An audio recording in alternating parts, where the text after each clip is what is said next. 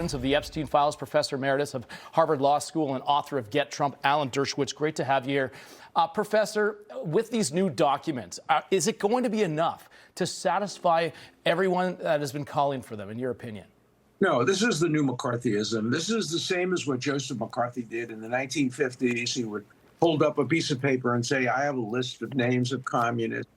And we're seeing members of Congress, several of them, including the one who just announced their resignation, that she was going to get on the floor of Congress and hold up a list of 20 people without an opportunity to respond. This is pure McCarthyism. They're going after the lawyers, people like Starr and myself, who represented Jeffrey Epstein. They're presenting witnesses who are overt liars. Let me give you an example. One of the key witnesses is a woman named Maria Farma. Here's what she's accused only Jews of being pedophiles. Here's what she said in a recorded interview. I have a hard time with the Jewish people. All the Jewish people I met are pedophiles who run the world economy. They're Jewish supremacists. They're people under the influence of the Rothschild. Now, these are the kinds of witnesses that are being used. Yeah. This is McCarthyism. And what they're doing is suppressing the information. For example, CNN featured Maria Farmer over and over again, never mentioning her anti-Semitism, never mentioning her bigotry, never mentioning her lies. So we have to be so careful, whether it's Democrat or Republican. If somebody's accused, as I was falsely accused, you must have an opportunity to respond and prove your innocence, which I was able to do. But if they don't give the information out, if they suppress the information, then to be the victims of McCarthyism. We shall see. And some of that might be in that grand jury testimony that the Department of Justice is trying to get.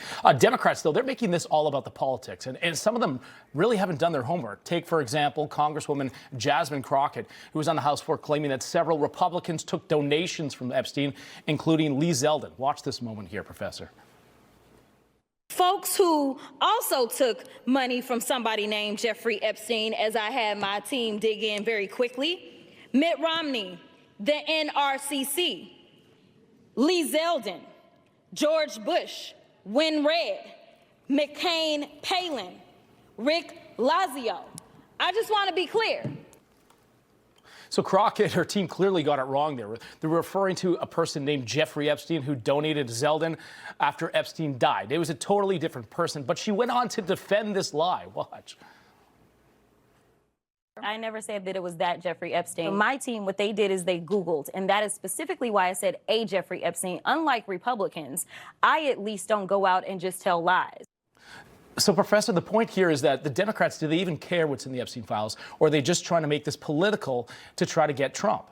Of course, and that Congresswoman is just a liar. What she said, someone named Jeffrey Epstein. That's exactly what McCarthy used to do. Someone named John Smith.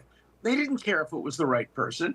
She's a disgrace to Congress and should be obviously sanctioned for accusing somebody named Jeffrey Epstein, one of whom is a prominent doctor in Long Island. It's a very common name. And by the way, once you start with the names like that, it's a Jewish name. And there's been a significant amount of anti-Semitism surrounding these claims, like Maria Farmer, all Jews. All pedophiles are Jews. So we have to be careful about this over generalization. Let's look where the evidence is. Jeffrey Epstein did terrible things.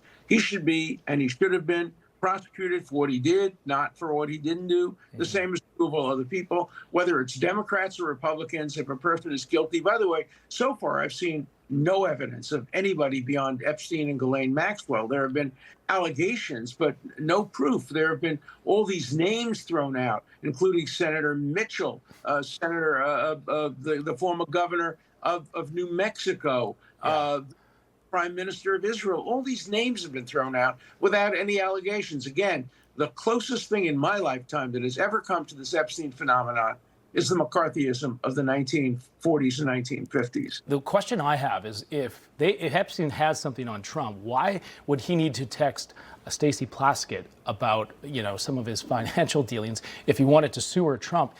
If he has something on him, why wouldn't he have brought it out then when he was still alive?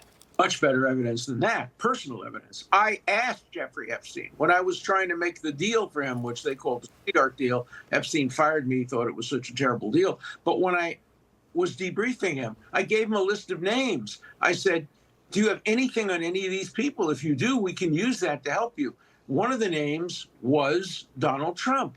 And he said, absolutely not. And I said, are you sure? If we have anything on Donald Trump, that would be useful to help you get a deal. I said the same thing about Leslie Wexner. I said the same thing about many, many other prominent people. And in some instances, Epstein said yes. In some instances, no. When it came to Donald Trump, he was categorical. He didn't like Trump, but he had nothing on him. That's the best evidence, because he would have been motivated to go after Trump if he had anything whatsoever on him in order to get a better deal for himself. Certainly going to have a lot more questions when these documents are released than maybe answers. I want everything out, no redactions, everything out, all the good stuff, the bad stuff, the ugly stuff. I want to make sure that if a woman accuses a man, the material about this woman's background also comes up. You can't anonymously accuse people in America. The Sixth Amendment gives everybody the right to confront their accusers. Professor Alan Dershowitz, always a pleasure. Thank you so much for coming on here. Sunday Report. Have a great day.